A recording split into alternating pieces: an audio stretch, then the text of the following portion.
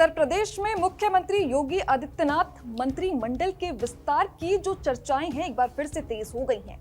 30 दिसंबर को मुख्यमंत्री योगी आदित्यनाथ के आवास पर हुई कोर कमेटी की बैठक में इसके संकेत मिले। इस बैठक में नवनियुक्त प्रदेश अध्यक्ष पंकज चौधरी भी शामिल हुए।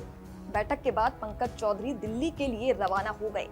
माना जा रहा है कि दिल्ली से हरी झंडी मिलने के बाद मकर संक्रांति के बाद मंत्रिमंडल का विस्तार हो सकता है। वर्तमान में योगी कैबिनेट में देखिए 54 मंत्री हैं, जबकि अधिकतम संख्या जो है वो 60 मंत्री तक हो सकती है। इसका मतलब है कि अब 6 नए चेहरे मंत्रिमंडल में शामिल किए जा सकते हैं। और देखिए इतना ही नहीं, मंत्रियों के विभागों में बदलाव की भी संभावना है, ताकि सरकार के नए लक्ष्य और कामों को बेहतर तरीके से पूरा किया जा सके। मंत्री बनने की रेस में पश्चिम यूपी से 3 बड़े नेताओं के नाम चर्चा में हैं। इनमें पूर्व प्रदेश अध्यक्ष भूपेंद्र चौधरी का मंत्री बनना लगभग तय माना जा रहा है।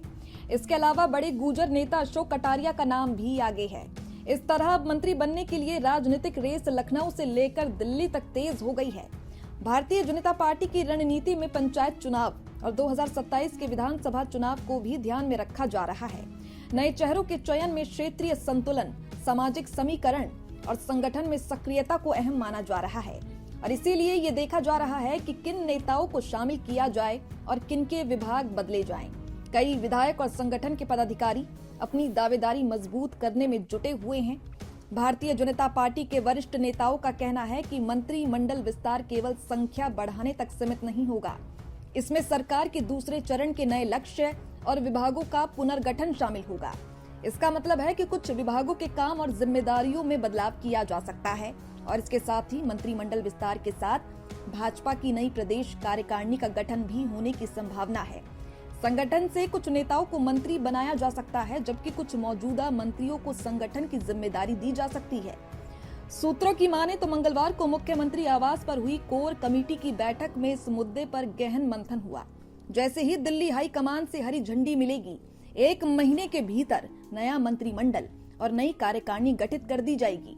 राजनीतिक गलियारों में लखनऊ से दिल्ली तक इस रेस को लेकर सियासी कयास और चर्चा तेज हो गई है। तो कुल मिलाकर योगी मंत्रिमंडल विस्तार में नए चेहरे, विभागों का पुनर्गठन और संगठन में बदलाव सभी शामिल होंगे। ये कदम केवल संख्या बढ़ाने तक सीमित नहीं रहेगी, बल्कि सरकार के अगले चरण के लक्ष्य और चुनावी रणनीति को ध्यान में रखकर लिया जाएगा। उत्तर प्रदेश की राजनीति अब इस महामंत्रिमंडल विस्तार के